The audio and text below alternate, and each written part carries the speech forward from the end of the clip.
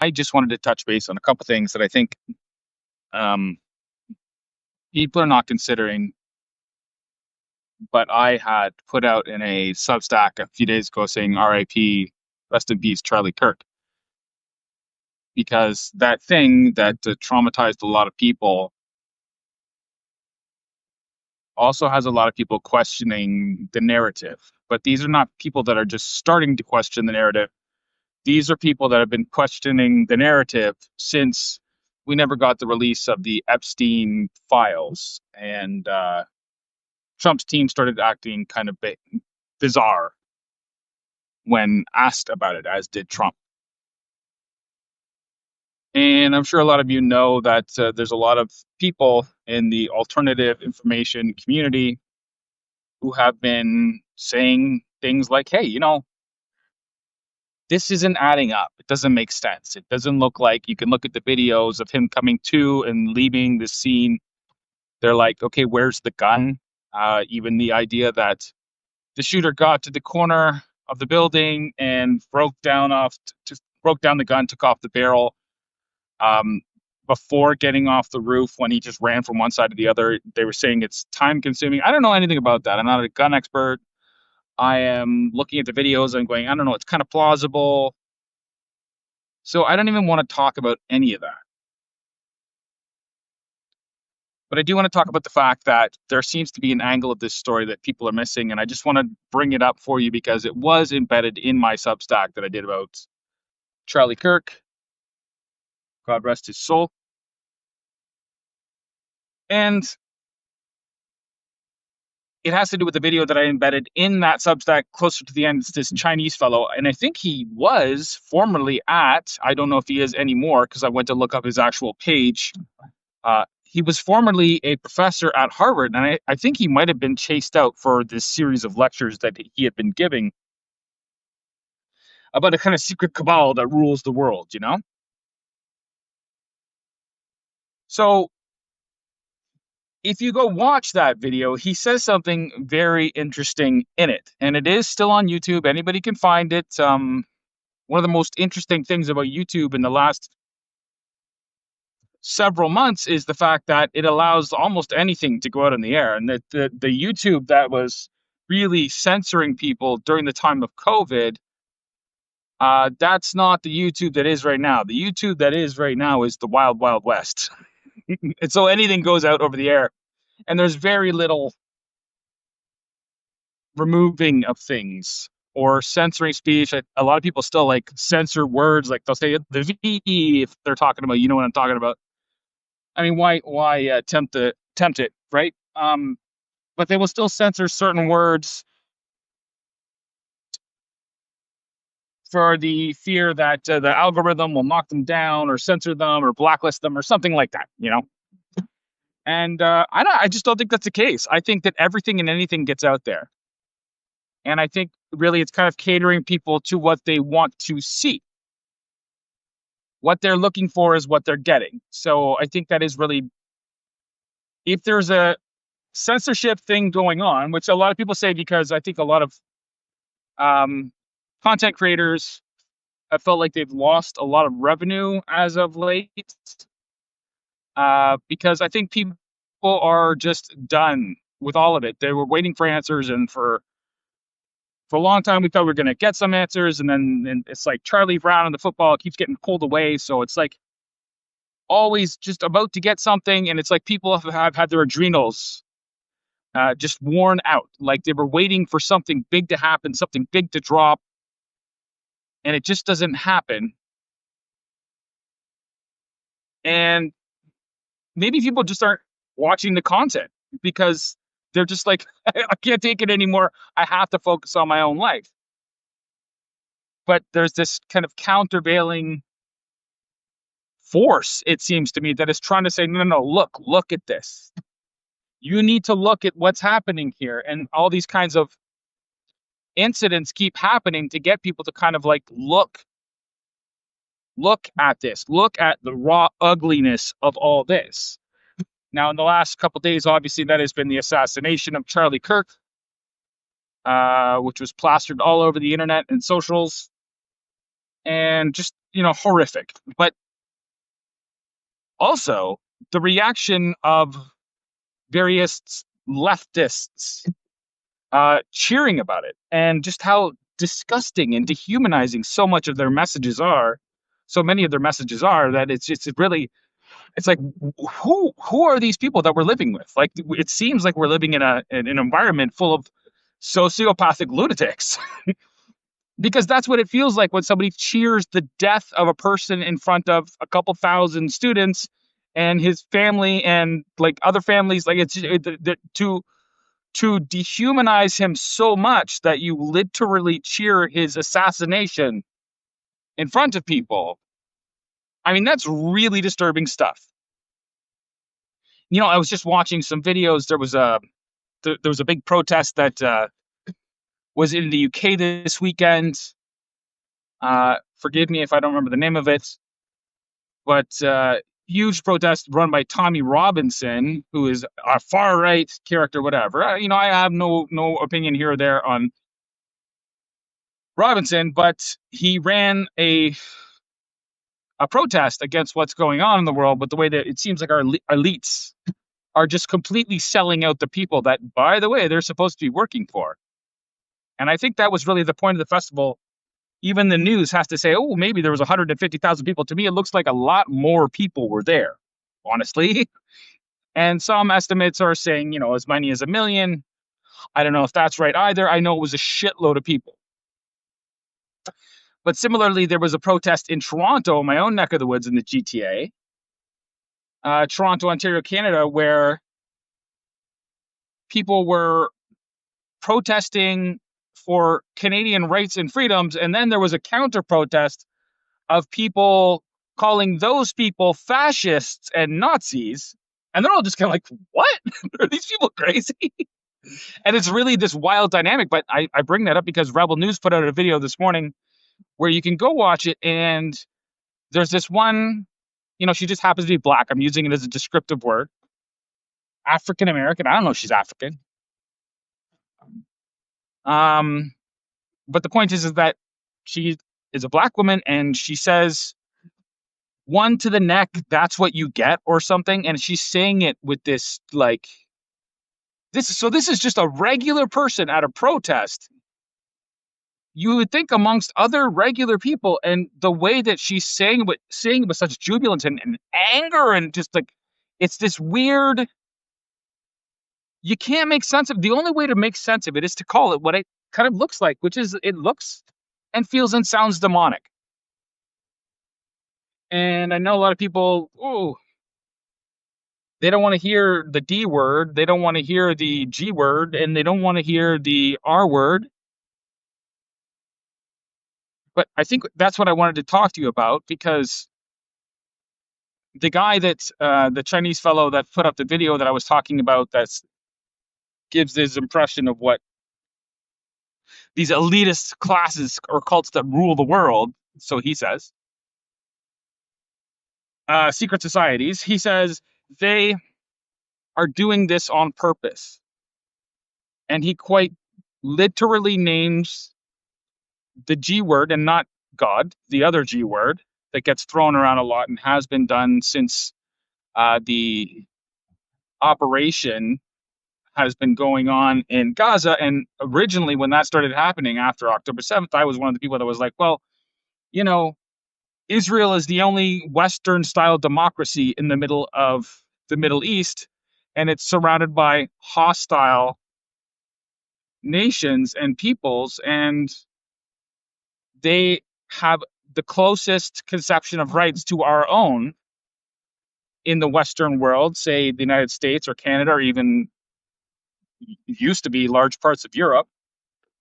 They had the closest conception of what human rights are and where they come from, because it was based in a Judeo-Christian nestling of those rights, of that concept of rights. And so it has to do with religion. It has to do with kind of understanding the world from a metaphysical or a spiritual vantage point, and understanding that there is something very real at play in the world coming at us from that angle. And like, you see also seeing simultaneously, we're seeing a lot of people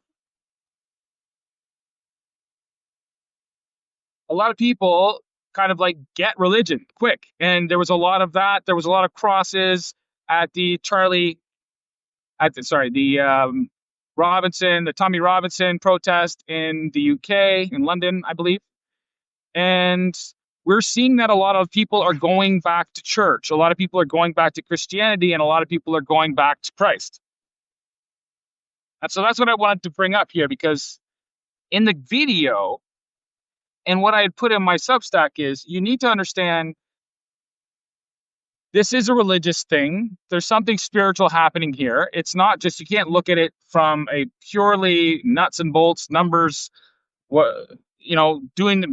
crunching the calculations. It doesn't make sense from that point of view. You have to see the kind of bigger picture.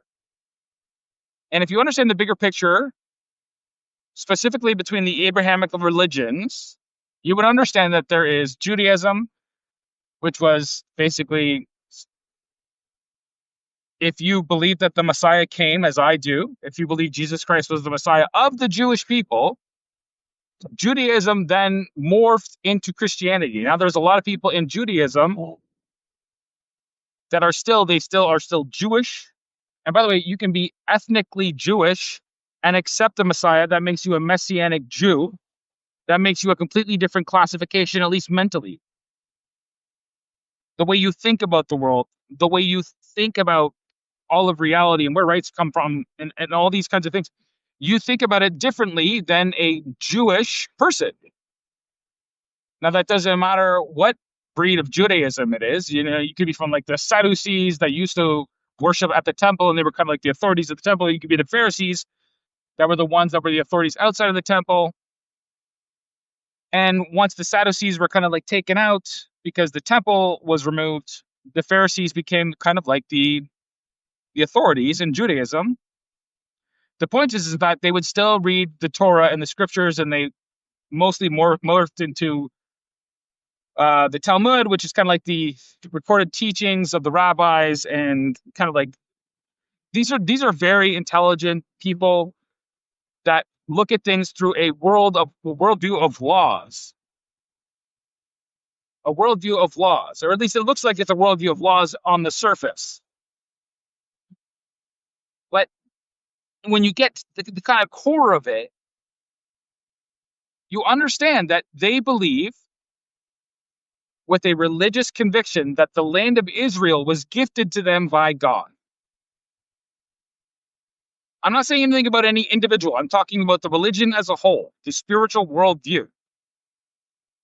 And so for the ones that don't have that spiritual worldview, but they identify as either ethnically or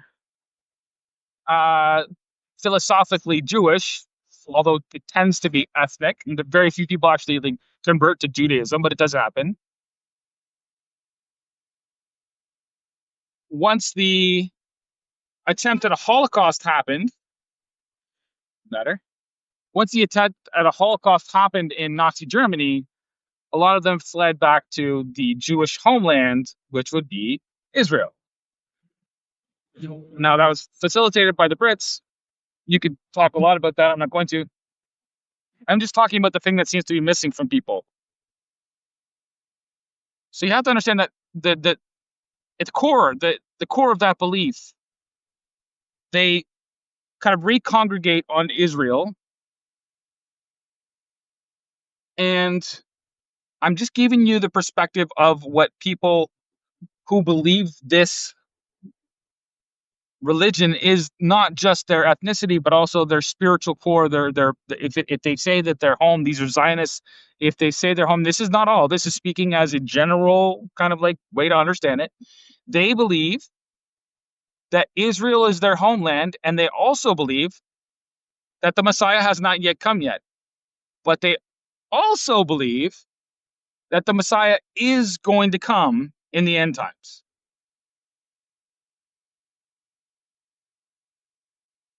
Now, then there's Christianity that believes that Messiah already came, so we already know how to understand the proper conception of human rights, values, ethics, norms. it's a different thing, and it's interesting. I was listening to Aaron McIntyre again on on Tucker Carlson, and he said something that I went this time I went through it. I went, oh, that does make more sense. Actually, you have to understand that the American Constitution and the American Republic was founded on a Anglo Protestantism, and I found it very peculiar that Netanyahu is running around saying, no, no, no, no. The United States is Judeo-Christian. We're founded on Judeo-Christian values. Now those are different things. To say that it is Anglo-Protestant, which is rejecting really the kind of Catholic Church, the Vatican, that side of it, the institution of it, the king side, the idea that the Pope is infallible under God, that he is God's representative on planet Earth, so that the things that he says are kind of like they're like God's word on Earth. Okay, I'm almost home, so I might lose you for a second while it reconnects to the Wi-Fi. Hang on. But they believe that they left it. They left that. They left the kingship. They left Britain and they went to the United States and they started their own thing that was free of kings. And they nestled the concept of human rights in a creator. But not just any creator. And a lot of people interpret it so that it's like, oh no, it's like a creator, that just means God. No, no, no, it doesn't mean God, because from their point of view, the way that they thought about it, it didn't mean God, it meant Jesus Christ.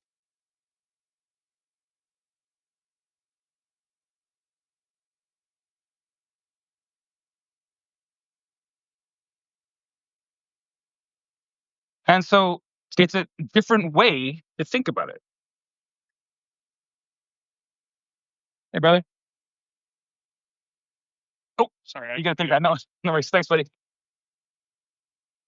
Oh, it's a different way to think about it. Um, than the kind of church being God's representative on earth. And then in Britain, it was also the church and the state, because there was the Church of England that kept the feudal king in power. But then a lot of people rejected all that stuff. Look, I'm going too far into the details. But the point is that they believe the Messiah is going to come.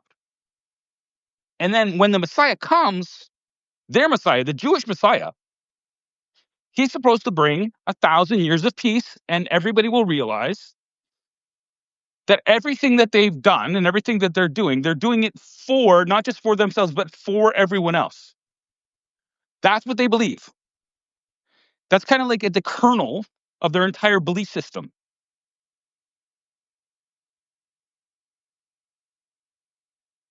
So a lot of people are saying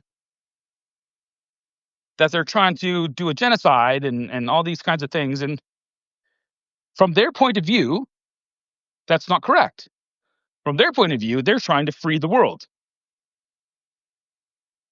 And so if you go watch this video that's embedded in my RIP Charlie Kirk, you will see that this guy, because he doesn't have a religious belief system, and he believes it's all just fake. At least I think he does. I don't know. I can't speak for him. I'm just speaking about the way that he talks about it. He says that they're trying to do all this stuff to get the entire world to come against them.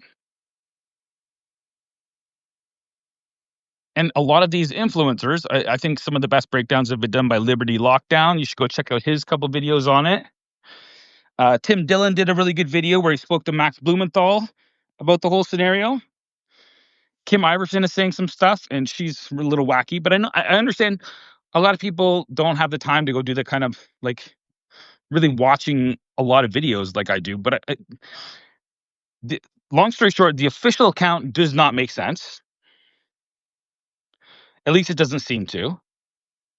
Like even Michael Savage came out and said this doesn't make sense, and that's, I mean, people are abandoning Trump over this. So it makes you wonder, like, what is going on? What are they trying to do? And I mean, the whole world is just, what a mess right now. But I'm going to try to do another Substack, and what I'm going to try to do in this case is I'm not condemning anyone for their belief system. All I can do is kind of preach the word of Jesus and say that he who is without sin cast the first stone, turn the other cheek. All the basic tenets of Christianity and preaching the word of Christ, which I believe is the divine logos, the divine truth, the thing that can help us see. And by the way, when Jesus Christ came, he told us something very specific. Even if the Israeli people were the chosen people, Jesus came and said, no, that's not the case anymore. And whatever your belief system, it should no longer be rooted in your ethnicity or your geographic location or the color of your skin. We are all brothers and sisters. We all have a spark of the divine. We all have the ability to engage in the truth and to seek the truth and to treat each other as human beings. And when you lose sight of that, when you stop seeing every person out there as having a divine spark as you do, as all children of God, as we all are, I believe. And it doesn't matter what your ethnicity is. It doesn't matter what your race is. It doesn't even matter what your culture is. What matters is, can you and I agree that we are all human beings and we all deserve to be treated with respect? And that needs to be codified into some kind of like law. And it used to be this conception of human rights that was most well spelled out. And I believe the US, this is in the Constitution of the Bill of Rights, but all men are created equal, um, given certain inalienable rights by their creator. And that creator was understood to be a very separate person, which again is not the Judeo Christian, although it's close, but it's more like the Anglo Protestant version of God, which they all understood to be Jesus Christ.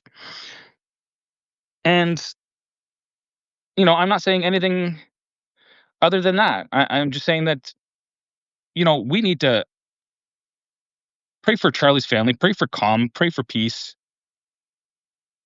and try to see a little humanity in one another and stop gloating over the death of a 31-year-old man that was only trying to do his best to kind of have these kind of conversations with him. And no matter how your feelings were about it, he always seemed to be talking about things that seemed to be for the betterment of all of humanity. Okay, so a lot of people will say, "Oh, he was a racist, or he was a sexist, or he was anti-trans and all these kinds of things." When you really get down to it, when you really kind of examine what it was he was saying, yeah, you could twist his words into saying things like that if that's what you wanted to believe. But when you really get down to it, he was just pro-human. Okay, God bless you guys. Have a great day.